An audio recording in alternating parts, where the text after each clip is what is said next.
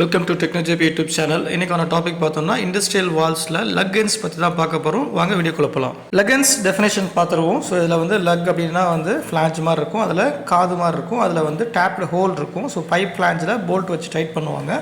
Wafer and luck end ஏன் select பண்ணுறாங்கன்னா cost effective, அதே மாதிரி ஸ்பேஸ் கன்ஸ்டன்ஸ் எங்கெல்லாம் இருக்கும் அதே மாதிரி வேஃபர் எண்டும் லக் எண்டும் வந்து ஃபிட் ஆகும். இண்டஸ்ட்ரியல் வால் லக்கன்ஸ் ஸ்டாண்டர்ட்ஸ் பார்த்துடலாம். API 609, EN 558, ASME B16.5, ASME B16.10, ISO 5752. இந்த மாதிரியான வால்வு லக்கன்ஸோட செலக்ட் பண்ணுவாங்க அப்படின்னு பார்த்தீங்கன்னா பட்டர்ஃப்ளை வால்வு, அதே மாதிரி நைஃப் கேட் வால்வ். வித் லக்கன்ஸில் இந்த மாதிரியான குவாலிட்டி ரெக்குவயர்மெண்ட்ஸ் செக் பண்ணுவாங்கன்னு பார்த்தீங்கன்னா face to face dimension, parallelism, visual check, thread gauge, bolt circle, diameter, dimensions, parallelisms செக் பண்ணிடுவாங்க. Visual checks free from machining damages, free from cracks, scratches, gouges, welding defects, casting defects, free from thread damages. Face to face end-to-end dimension tolerance பார்த்துடலாம். As per API 609, face to face dimension tolerance வந்து up to 10 inch wall plus or minus 1.5 mm, 12 inch and above plus or minus 3 mm. Parallelism is very important face to face with lug end. அப்போ தான் pipe பிளான்ஜில் வந்து fit ஆகும். So API 6Dயில் என்ன tolerance அப்படின்னு பார்த்தீங்கன்னா up to 24 inch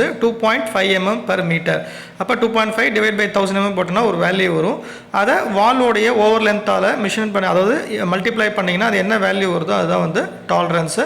so 24 inch above வால்ஸுக்கு வந்து பார்த்தீங்கன்னா 1.75 per meter. Leggings அப்படின்னா வந்து போல்ட் த்ரெட்ஸ் இருக்கும். ஸோ அதில் வந்து என்ன மாதிரியான போல்ட் ஃபிட் பண்ணுவாங்க அப்படின்னு பார்த்தோம்னா 5/8 inch bolt, 7/8 inch bolt, 3/4 inch bolt, 1/4 inch, 1/8 inch. Bolt circle diameter PCD, pitch circle டயமீட்டரோட டாலரன்ஸ் என்ன அப்படின்னு பார்த்தீங்கன்னா ASME B16.5 plus or minus 1.6, but as per API 6D plus or minus 1.5. அதே மாதிரி ஒரு ஹோலுக்கும் இன்னொரு ஹோலுக்கும் ஸ்பேசிங்கோட டாலரன்ஸ் பார்த்தீங்கன்னா ப்ளஸ் ஆர் மைனஸ் 0.8. லெகின்ஸில் த்ரெட் போடும்போது ஸ்ட்ரைட்டாக வந்து மிஷின் பண்ணணும். அப்படி இல்லைனா வந்து போல்ட் போடும்போது ஸ்லாண்ட் ஆகிடும், இல்லை போல்ட் வந்து பைப் ஃப்ளாஞ்சில் ஃபிட் பண்ண முடியாது.